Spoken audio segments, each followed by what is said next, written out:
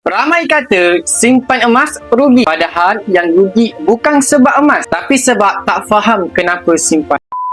Jangan lupa follow dan save video ni untuk rujukan akan datang. Ramai beli emas sebab ikut-ikut orang. Ada yang fikir beli hari ini, bulan depan terus nak untung. Tapi mentor saya selalu pesan, emas bukan pelaburan cepat kaya. Emas penyelamat nilai. Kalau beli emas, lepas tu cepat-cepat nak jual, bila harga turun, memang akan rasa rugi. Sebab emas bukan untuk main harga, tapi untuk lindung nilai. Emas diuji masa, bukan diuji minggu. Bila kita faham tujuan, baru kita sabar simpan.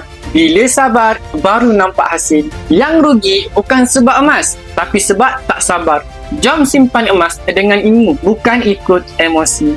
Okey, baik tuan-tuan, yang mana berminat untuk simpan emas di Public Gold, boleh saja klik link di bio saya. Saya akan bantu anda sebaik mungkin. Ingat, terus yang santai, tapi sampai jumpa anda di next video.